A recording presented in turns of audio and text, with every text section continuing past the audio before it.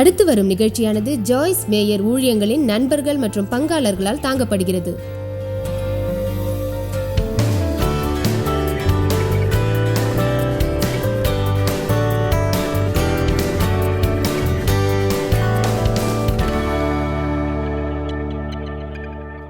பரவசமாக வாழ்வது பற்றி இன்று நான் பேசப் போகிறேன்.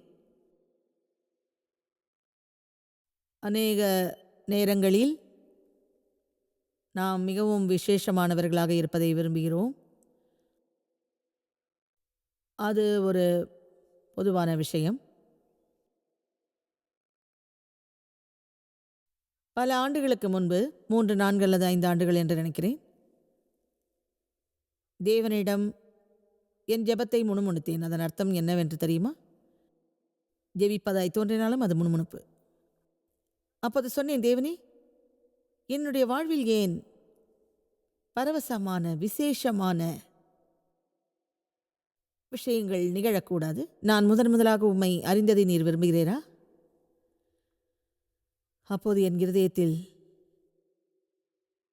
தேவன் பேசியதை என்னால் இன்றும் மறக்கவே முடியாது. அவர் சொன்னார், ஜாய்ஸ், நான் எல்லா நேரங்களிலும் ஒரே விஷயங்களையே செய்கிறேன், அது உனக்கு பழகிவிட்டது. எனவே ஒவ்வொரு முறையும் வேதத்தை திறந்து அதில் உள்ள ஒரு வேத வசனத்தை நான் பார்க்கும்போது அது அன்றைய தினத்திற்கான வார்த்தை என்று நினைப்பேன். அதில் பரவசம் அடைவேன். இப்போது எல்லா நேரமும் தேவன் என்னோடு பேசுகிறார். அவர் ஆவியில் வழிநடத்தப்படுகிறேன். அவர் வார்த்தையை நான் கேட்கிறேன். அவர் தரிசனத்தை காண்கிறேன். அவரிடம் நான் துணிச்சலோடு கேட்பேன், என் வாழ்வில் எதையாவது நீர் ஏன் செய்யக்கூடாது? இன்றைய தினம் நம் எல்லோருக்கும் மிக மிக நன்றாக இருக்கும். அதை நான் அறிந்துள்ளேன். அது எனக்கு மிகவும் பரவசமாக உள்ளது. இந்த வார்த்தையை உங்களிடம் சொல்ல பல மாதங்கள் நான் காத்திருந்தேன். இது இன்று உங்கள் வாழ்வில் ஒரு தாக்கத்தை ஏற்படுத்தும் என்று நம்புகிறேன். இது உங்களில் சில மாற்றங்களை ஏற்படுத்தும் என்றும் நம்புகிறேன். ஏனென்றால் நாம் பரவசத்தோடு வாழ்ந்தால் அது நிச்சயமாக நம்பிக்கை இல்லாமல் இருக்காது. நம்மிடம் அதிகமான நம்பிக்கை இருந்தால் இதை நாம் கூடுதலாக பிறருக்கு வழங்கலாம். இன்றைய சமுதாயத்தில் அநேக மக்கள் நம்பிக்கை இல்லாமல் ஏமாற்றத்தோடு வாழ்கிறார்கள். நாம் அவர்களுக்கு ஒரு ஒளிவிளக்காக இருப்போம். இந்த உலகம் இருட்டாக, மிக இருட்டாக உள்ளது.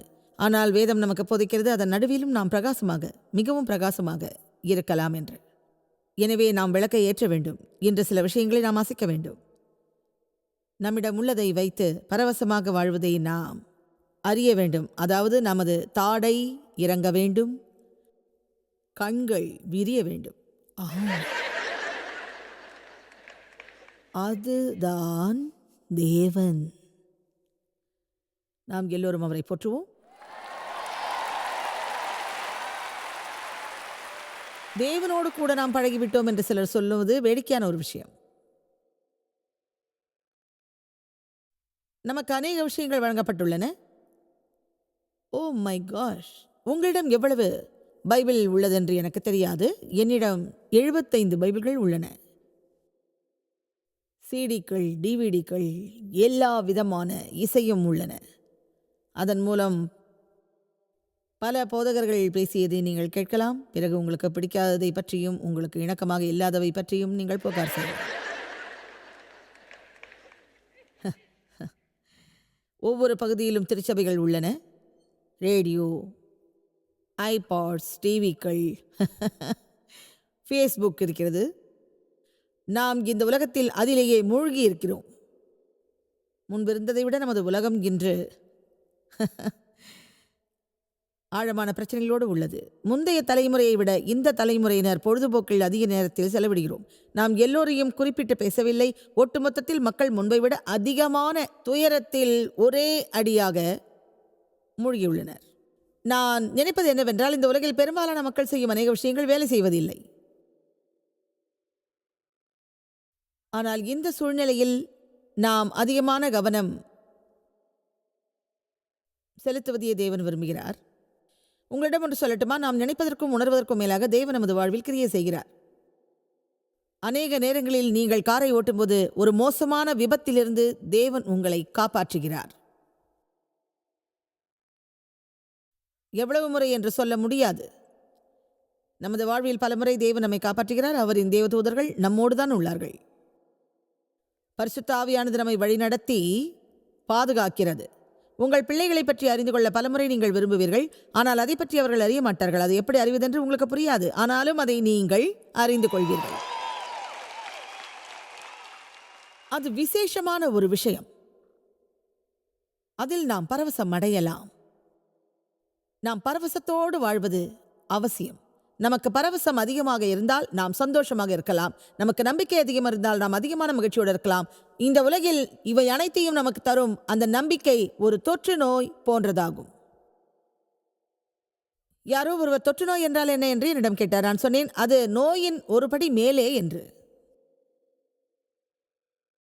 1918 50 மில்லியன் மக்கள் ஃப்ளூ ஜுரத்தில் இறந்தார்கள். அதை ஒரு தொற்று நோய் என்று அழைத்தார்கள்.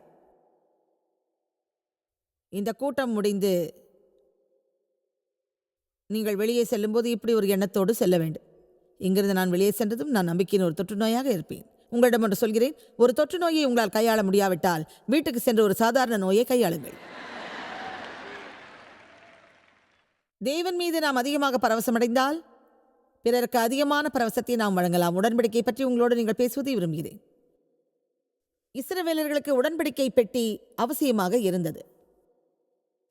அது தேவனால் வடிவமைக்கப்பட்டது, பொக்கிஷங்கள் நிறைந்தது, 10 கட்டளைகளோடு அது இருந்தது. அதன் மேலே கிருபையின் இருக்கை இருந்தது. அதில் தேவனின் பிரசன்னம் வெளிப்பட்டது. ஓஹோ, அந்த பெட்டியை அவர்கள் மதித்தனர். அது விசேஷமானது. அதில் தேவனின் பிரசன்னம் இருந்தது. அது புனிதமானது. அதை யாரும் தொடவில்லை. அதை மனிதரின் கைகள் தொடக்கூடாது. அதில் வளையங்கள் இருந்தன. அதில் மரக்கட்டைகள் பொருத்தப்பட வேண்டும். அதை கொண்டு வரும் பொறுப்பு சிலரிடம் மட்டுமே இருந்தது. அதை அவர்கள் மட்டுமே கொண்டு வந்தார்கள். வேறு யாரும் அதை தொடவில்லை. ஏனென்றால் தேவன் அதில் புனிதத்தை நாடினார். தேவன் மிகவும் புனிதமானவர். இயேசு கிறிஸ்துவின் மூலம் அல்லாமல் தேவனை யாரும் நெருங்க முடியாது. அதில் யாரும் நிலைக்க முடியாது. எனவே தேவனின் பிரசன்னத்தை நாம் மகிமைப்படுத்த வேண்டும். நேர்மையாக சொல்வதென்றால் திருச்சபை சேவைகளிலும் கூட்டங்களிலும் அதிக மரியாதையுடன் நாம் பங்கேற்க வேண்டும். ஆனால் பலிபீட அழைப்பின் போது சில மக்கள் வெளியேறுகிறார்கள்.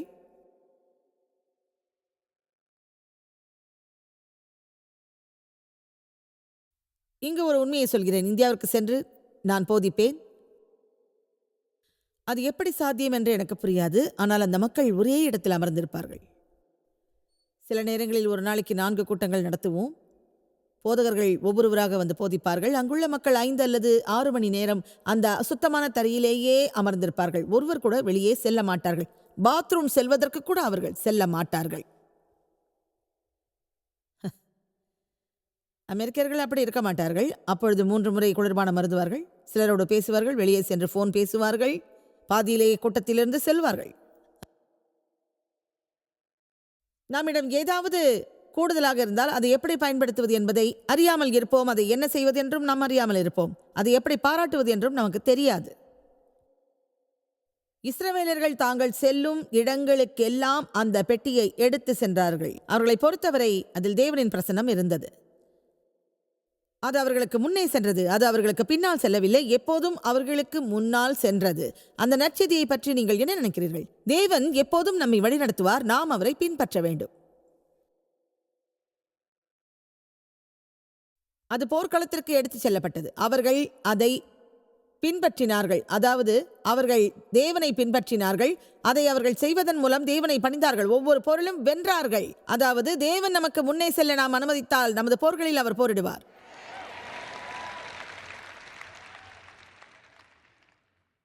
யோசுவாவும் மக்களும் யோர்தானை கடந்து போக புறப்பட்டார்கள். ஆசாரியர்கள் உடன்படிக்கை பெட்டியை மக்களுக்கு முன்னே சுமந்து சென்றார்கள். அவர்களின் பாதங்கள் தண்ணீரின் ஓரத்தில் பட்டவுடனே அது ஒரு குவியலாக குவிந்து மக்கள் அதை கடந்து போனார்கள். உங்களுக்காக தேவன் தண்ணீரை பிரிப்பதை நீங்கள் விரும்பினால் நீங்கள் செல்லும் இடங்களுக்கு அவர் பிரசன்னத்தோடு செல்லுங்கள். அது உங்களை வழிநடத்தும். அவர் வழிநடத்துவார். எனவே நாம் எப்போதுமே தேவனை பணிந்து இருக்க வேண்டும். தேவன் எதையாவது செய்ய வேணான்னு என்கிட்ட சொன்னா நான் அதை செய்ய மாட்டேன். எனக்கு தெரியும் அவர் எதையுமே சொல்ல மாட்டாரு.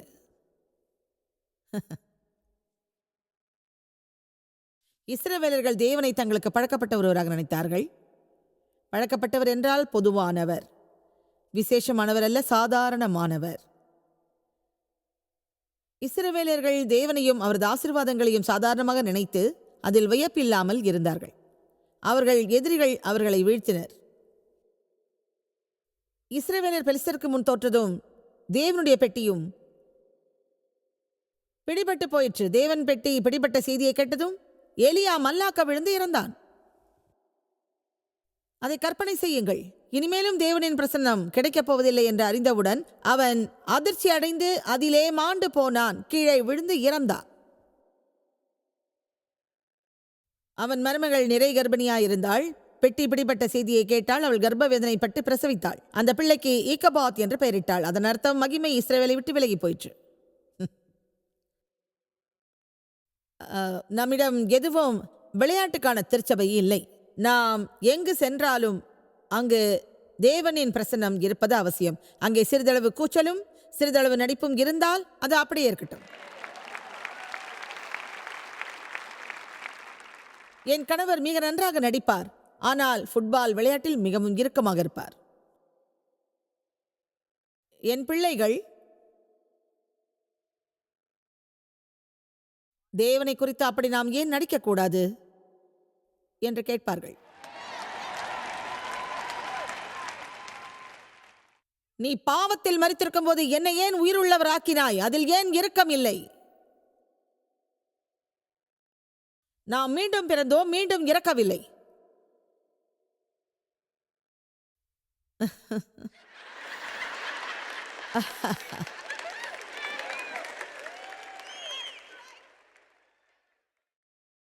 நமக்கு மிகவும் பரவசமாக உள்ளவற்றில் நாம் அதிகம்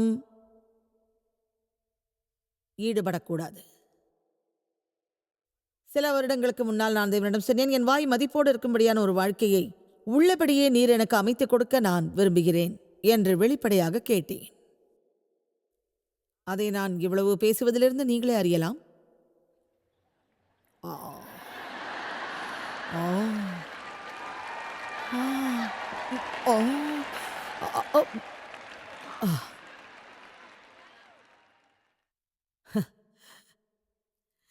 27,000 மக்கள் இப்போது இங்கே உள்ளனர்.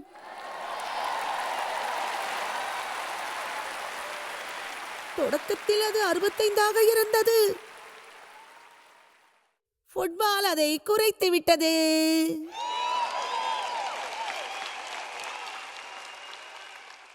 நாம் உத்தரவாதத்தோடு சொல்லலாம், வெகு நாட்களுக்கு முன்பே திருச்சபையிலிருந்து அதற்கான மகிமை வந்துள்ளது. அதுவும் சாதாரண அளவில் அல்ல, பெரிய அளவில் வந்துள்ளது. ஏனென்றால் இனிமேலும் தேவன் செய்வதில் நமக்கு பரவசம் தேவையில்லை. ஆனால் அதற்கான மதிப்புணர்ச்சியை நாம் இழந்துள்ளோம். அதை மீண்டும் பெறுவதற்கு நாம் முயற்சிக்க வேண்டும். மதிப்புணர்ச்சியோடும் பரவசத்தோடும் நாம் இருக்க வேண்டும்.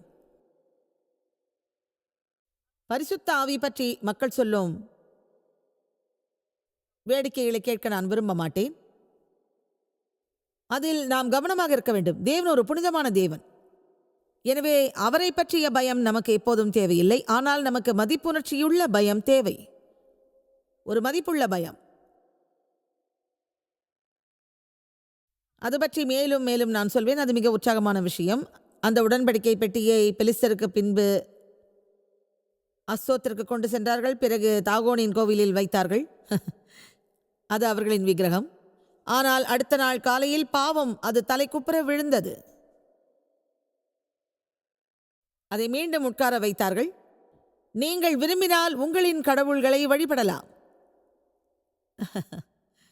இங்கு உள்ளவர்களுக்காக இதை நான் சொல்லவில்லை, இதை டிவியில் பார்க்கும் மக்களுக்காக தான் சொல்கிறேன்.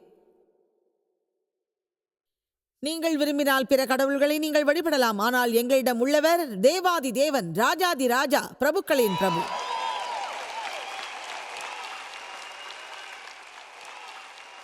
அதை மீண்டும் உட்கார வைத்தார்கள். மறுநாள் அது தலைக்குப்புற விழுந்ததோடு அதன் தலையும் கைகளும் முறிந்தன. அதன் அடிப்பகுதி மட்டுமே இருந்தது. தேவன் அது பற்றி இப்படி சொல்லியிருப்பார், அவர்கள் அற்பமாக அதை செய்தார்கள். அந்த இடம் முழுவதும் எலிகள் இருந்தன. அங்கிருந்த மக்களுக்கு கட்டிகள் வந்தன. எனவே அதை அங்கிருந்து அப்புறப்படுத்தினார்கள். அப்போது அங்கு உருவான பிளேக் நோயில் சிலர் இறந்தார்கள். அதைக் கண்டு சிலர் திகில் அடைந்தார்கள். அதனால் அதை எக்ரானுக்கு மாற்றினர். அவர்களுக்கு திகில் வந்தது, பிளேக்கும் கட்டியும் வந்தது. முடிவில் 7 மாதங்கள் கழித்து அதை இஸ்ரவேலுக்கு எடுத்துச் சென்றனர். இந்த கடவுளை என்ன செய்வதென்று எங்களுக்கு தெரியவில்லை. அவர் எங்களுக்கு தேவை. அவரை ஒரு வண்டியில் வைத்தார்கள். மாடுகள் மூலம் எடுத்தார்கள். அவரை வைத்திருந்த பெட்டியை மிக பத்திரமாக வேறு இடத்திற்கு எடுத்து சென்றார்கள். அங்கிருந்த மக்கள் அதை பார்த்தார்கள், மிக மகிழ்ந்தார்கள், சந்தோஷப்பட்டார்கள். அது ஏன் தெரியுமா? அதை பார்த்ததும் அதை மதிக்க வேண்டும் என்ற எண்ணம் அவர்களுக்கு இருந்தாலும் அது முழுமையாக அவர்களிடம் இல்லை. அதை தொட்டு பார்த்தார்கள், அது இறந்திருப்பதாக உணர்ந்தார்கள்.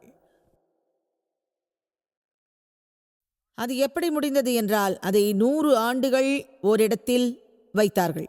அந்த 100 ஆண்டுகளில் என்ன நடந்தது? அது மக்களுக்கு பழகிவிட்டது. இது பழசு. முதலாக அதை அவர்கள் எடுத்துச் சென்ற போது மக்களுக்கு அது திகிலாக இருந்தது.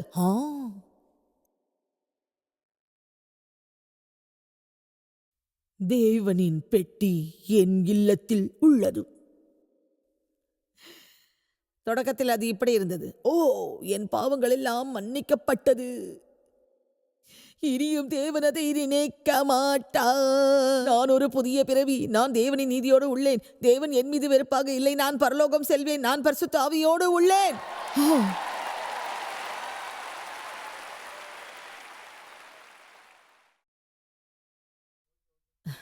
சில வாரங்களுக்கு பிறகு, தேவனே, என் வாழ்வில் நீர் ஏன் எதையும் செய்யவில்லை என்று எனக்கு புரியவில்லை. நீர் எதுவும் செய்யாவிட்டால் தேவனே, இந்த நிலையில் இனிமேலும் என்னால் இருக்க முடியாது. உங்களிடம் ஒன்று சொல்லவா? இயேசு மீண்டும் வருவதற்குள் நமது வாழ்வில் ஏதாவது ஒரு மாறுதல் நிகழாவிட்டால் நாம் நரகத்திற்கு போக மாட்டோம் என்ற உத்தரவாதம் நமக்கு இருக்காது. எல்லோரும் ஆமென் சொல்வீர்களா? அந்த பெட்டி அங்கே இருந்தது. அது மக்களுக்கு பழையதாகிவிட்டது. அதன் மீது இருந்த தூசியை கூட அவர்கள் தட்டவில்லை. அதை ஒரு அறையில் வைத்தார்கள். அந்த அறையை பூட்டினார்கள். பிறகு அதை பற்றி அவர்கள் கவலைப்படவில்லை. அதை வைத்து ஒரு உதாரணம் சொல்கிறேன். அது ஒரு சாலடை ஒரு பாட்டிலில் அடைப்பதை போன்றது. நீங்கள் கேட்கலாம், சாலடுக்கும் தேவனை குறித்து பரவசப்படுவதற்கும் என்ன சம்பந்தம் என்று. நம் வாழ்வில் அதுதான் நடக்கிறது என்று நினைக்கிறேன்.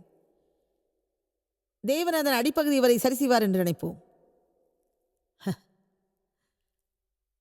ஆனால் அடிப்பகுதியில் மட்டுமே அது நன்றாக இருக்கும். இன்று நான் என்ன செய்ய விரும்புகிறேன் தெரியுமா? நீங்கள் மேலே வரும்படியாக நான் குலுக்குவேன். அதன் பிறகு நீங்கள் செய்யும் எல்லா காரியங்களிலும் தேவன் கலந்திருப்பார். உங்கள் எண்ணங்கள், உங்கள் வார்த்தைகள், உங்கள் பொழுதுபோக்கு, உங்கள் குணம் ஆகிய எல்லாவற்றிலும் அவர் இருப்பார். ஆமென். உள்ளபடியே அது அப்படித்தான் உள்ளது. நீங்கள் வருவீர்கள், மீண்டும் புத்துணர்ச்சி பெறுவீர்கள், வீட்டுக்கு போவீர்கள். ஆனால் உங்கள் பிரச்சனைகள், இந்த உலகம் ஆகியவற்றை பிசாசு உறிஞ்ச வெகு நேரமாகாது. மீண்டும் வருவீர்கள், இன்னொரு டோஸ் பெறுவீர்கள். வேறு எங்கும் சென்று அதை பெறுவதை விட்டுவிட்டு அதை எப்படி இங்கேயே பெறுவதென்று நீங்கள் அறிய வேண்டும். நீங்கள் இங்கே வருவதை நிறுத்தாதீர்கள். ஏன் தெரியுமா? பிறருக்கு நீங்கள் தொடர்ந்து உதவ வேண்டும். அதன் பிறகு என்ன நடக்கும் தெரியுமா? அது வெகு நேரம் அப்படியே இருக்காது. இப்படி தனித்தனியே விலகி போகும். அதை மீண்டும் நாம் குலுக்குவோம், மறுபடியும் குலுக்குவோம்.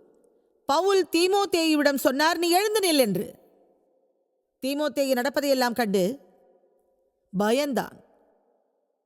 தண்டனைகளை உணர்ந்தான். அவன் மிக பயந்தான். ஒருவேளை அவன் ஊழியத்தை விட்டு வெளியேற நினைத்திருக்கலாம். அது எனக்கு தெரியாது.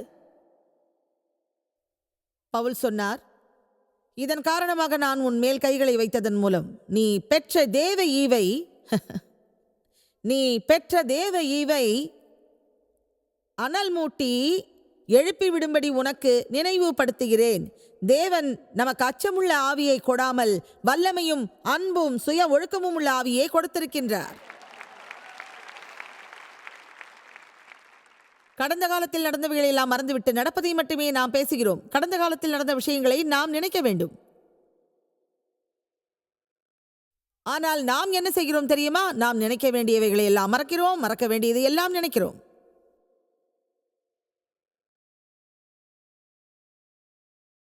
உண்மையிலேயே ஒரு இடத்தில் அமர்ந்தபடி என் தந்தை செய்த தவறுகளை எல்லாம் நினைக்க நான் விரும்பவில்லை.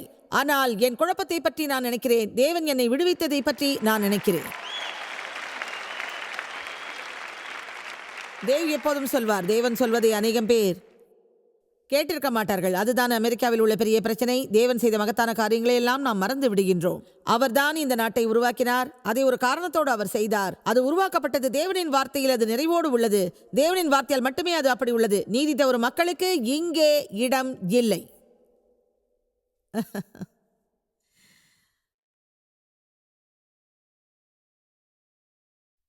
ஓ, நான் சரியாதான் இருக்கேன்.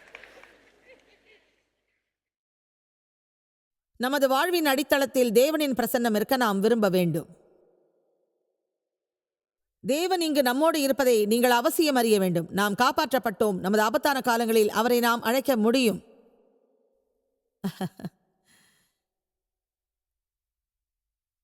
தங்கள் வாழ்வு வீழ்ச்சி அடைந்தது பற்றியும் தங்களுக்கு பல பிரச்சனைகள் உள்ளது பற்றியும் சிலர் என்னிடம் சொல்வார்கள். அதில் நான் கலைத்து விட்டேன். ஒரு காலத்தில் அந்த மக்கள் வெற்றியோடு இருந்தார்கள். ஆனால் காலம் செல்ல செல்ல அவர்கள் தேவனின் வார்த்தையை கேட்கவில்லை. தேவனுடன் நேரம் செலவிடவில்லை. அதற்கான நேரத்தை ஒதுக்கவில்லை. திருச்சபைக்கு செல்வதை நிறுத்தினார்கள். அவர்கள் மற்ற விசுவாசிகளோடு இல்லை. அதனால் மீண்டும் பிரச்சனைகள் வந்தது. உங்களிடம் ஒன்று சொல்லட்டுமா? நீங்கள் எதை வேண்டுமானாலும் தேவனிடம் கேட்டு பெறலாம். ஆனால் அதை பெற்ற பின்பு அதை பாதுகாக்க வேண்டும். ஆமென்.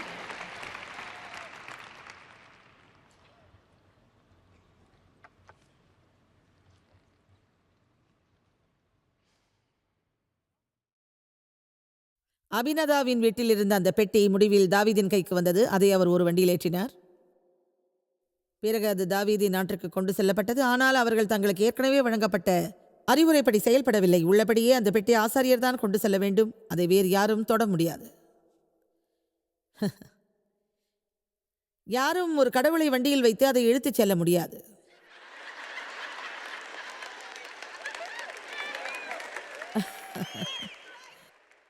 உங்களில் சிலர் இப்படி செய்வதன் மூலம் மேலும் நன்மை பெறலாம். அதாவது தேவனை ஓட்டுநர் இருக்கையில் அமர்த்துங்கள்.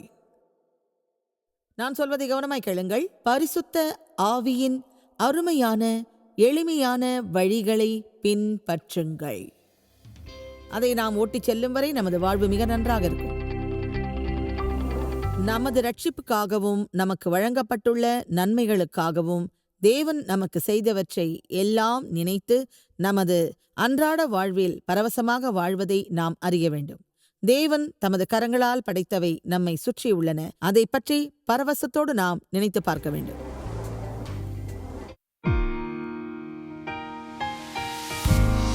இந்த ஊழியத்தை உலகமெங்கும் சாத்தியமாக்கும் நண்பர்களுக்கும் பங்காளர்களுக்கும் எங்களது நன்றியையும் பாராட்டுகளையும் தெரிவிக்கிறோம்.